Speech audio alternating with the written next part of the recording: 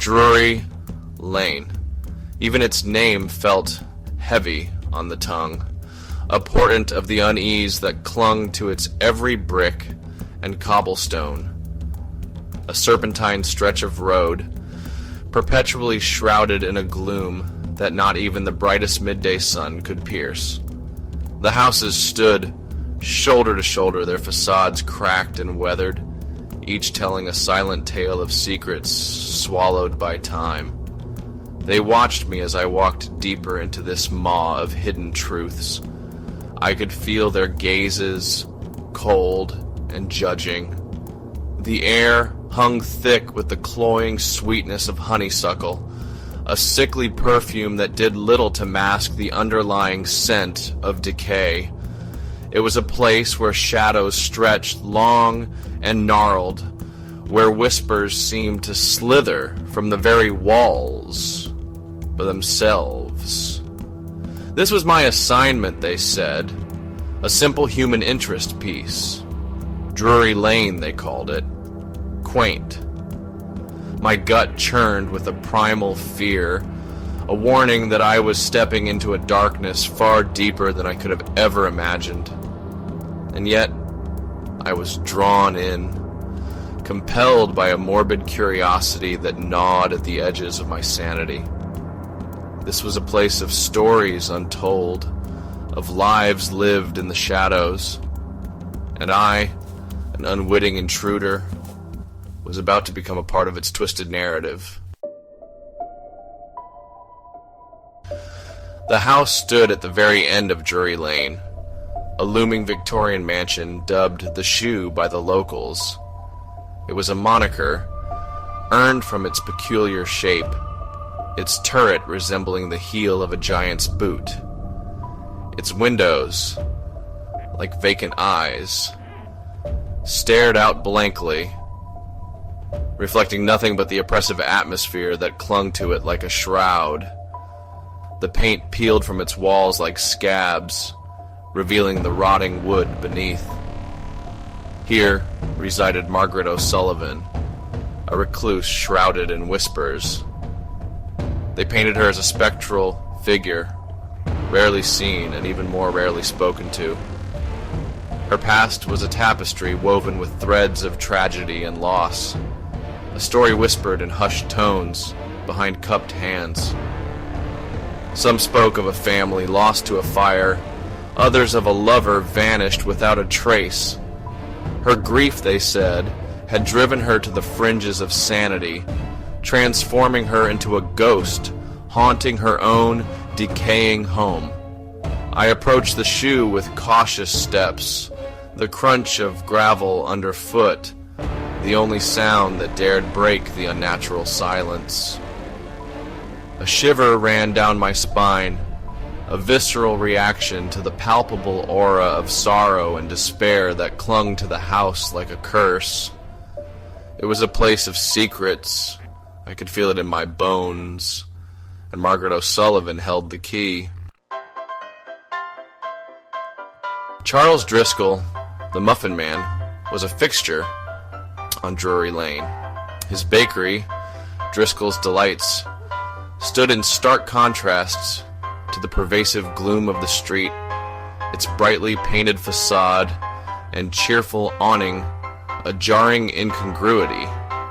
The aroma of freshly baked bread and sugary pastries wafted from its open doorway, a siren song that lured in the unsuspecting. Driscoll himself was a man of unsettling contrasts. His smile was wide and welcoming, but his eyes held a chilling glint that belied the warmth of his demeanor. He spoke in hushed, measured tones, his words dripping with an almost saccharine sweetness that left a bitter aftertaste.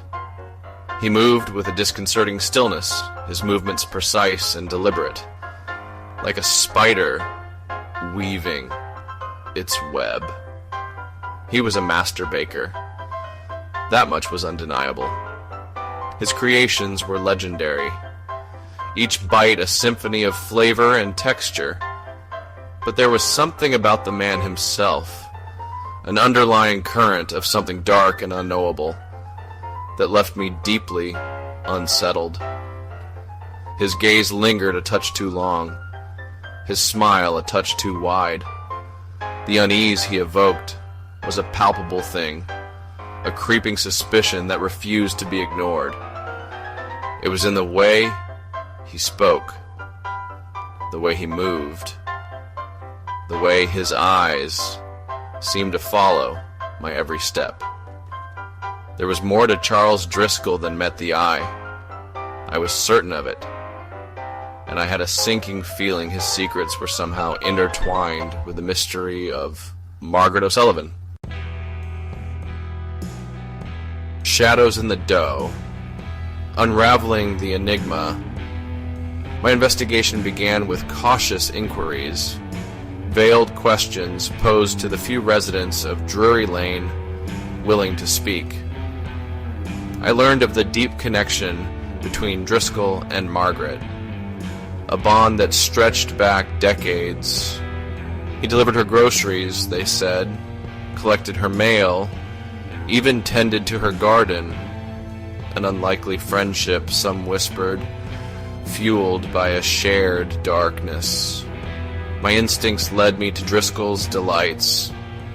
I watched him from across the street, observing his interactions with customers, the way his smile never quite reached his eyes. I ventured inside, drawn by the intoxicating aroma of baking bread. He greeted me with his unnerving grin, his eyes boring into mine with unsettling intensity. I engaged him in conversation, asking about his life, his bakery, his relationship with Margaret. He spoke freely, his words carefully chosen, revealing nothing of substance, but there were cracks in his facade. Moments when his gaze would dart nervously towards the back room of the bakery, when his smile would falter, revealing a flicker of something cold and calculating beneath. Each visit to the shoe was an exercise in controlled fear. The house seemed to press in on me, suffocating me with its aura of despair. Margaret, a frail figure swathed in shadows, spoke in cryptic riddles, her voice a raspy whisper that sent shivers down my spine. She hinted at a darkness that consumed Drury Lane, a malevolence that seeped into the very souls of its inhabitants. The crumbling facade of pleasantries. Days turned into weeks. My investigation a frustrating labyrinth of dead ends and unanswered questions. The more I learned, the less I understood. The pieces of the puzzle refused to fit, the truth obscured by layers of carefully constructed lies. But one thing was becoming abundantly clear. Drury Lane was a stage for a sinister play, and I was an unwitting participant. I began to notice the subtle ways in which Driscoll controlled the narrative, planting seeds of doubt, deflecting suspicion away from himself. He was a master manipulator, using his charm and charisma to weave a web of deceit that ensnared everyone around him. He was the puppet master, and the residents of Drury Lane were his unwitting puppets. My conversations with Margaret became more frequent, more intense. She spoke of Driscoll with a mixture of fear and reverence, her words shrouded in a chilling ambiguity that left me reeling. She hinted at a bond that ran deeper than friendship, a connection forged in darkness and sealed in blood. Her cryptic warnings echoed in my mind, fueling my suspicions. The facade was crumbling, the truth slowly bleeding through the cracks. I could feel it in my gut, a primal certainty that I was on the verge of uncovering something truly horrific. but the closer I got, the more dangerous it became. Drury Lane guarded its secrets jealously, and it would not relinquish them easily. Revelations in the dead of night. The truth, when it finally revealed itself, was far more horrifying than I could have ever imagined. A late-night visit to the shoe uncovered the truth. Margaret, in a rare moment of lucidity, confessed everything. Driscoll's delights were not what they seemed. His pastries, laced with a potent concoction of herbs and stolen graveyard earth, held a dark power. They were a form of control, a way to keep the residents of Drury Lane docile, complacent, blind to the horrors that unfolded around them. And Margaret, she was not his prisoner, but his willing accomplice, bound to him by a twisted sense of gratitude. He had saved her, she claimed, from a fate worse than death. Her family, her lover, they had not simply vanished, they had been taken, sacrifices offered up to a malevolent entity that lurked beneath the surface of Drury Lane. Driscoll, a conduit to this ancient evil, had offered Margaret a choice: join him or share their fate. He had given her purpose, a reason to exist in the face of unimaginable loss. She became his protector, his confidant, his co-conspirator in a reign of terror that had spanned decades. My blood ran cold as the pieces of the puzzle clicked into place. The whispers, the disappearances, the oppressive atmosphere of Drury Lane. It all made sense now. This seemingly idyllic street was built on a foundation of blood and sacrifice, and Charles Driscoll was the architect of its gruesome legacy. Escape from Drury Lane.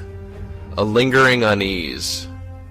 I knew then that I had to escape, to break free from the insidious grip of Drury Lane. But as I turned to leave, a figure emerged from the shadows. Driscoll stood there, his face illuminated by the pale moonlight, his eyes blazing with a terrifying intensity. His unsettling grin was gone, replaced by a chillingly cold fury. He knew that I knew too much. He lunged at me, his movements surprisingly fast, his hands reaching for my throat. I barely managed to dodge his attack. Scrambling back in terror, adrenaline surged through my veins as I stumbled through the darkened house, desperate to escape his clutches. I burst out of the shoe and into the night, my heart pounding in my chest. I ran as fast as I could, the sound of my own ragged breathing echoing in my ears. I didn't dare look back, terrified of what I might see. I didn't stop running until I reached the relative safety of the main road, the lights of a passing car, a beacon of hope in the encroaching darkness. I left Drury Lane behind that night, but the experience left an indelible mark on my soul. The truth I uncovered there, the horrors I witnessed continue to haunt my waking thoughts. I often find myself thinking back to that sinister street, to the reclusive widow and the unsettling baker, to the darkness that lurked beneath the surface of that seemingly peaceful town. I know now that evil wears many faces, that it can hide in plain sight, concealed by a veneer of normalcy, and I know that some secrets are best left buried, for the truth, once unearthed, can be a terrifying thing.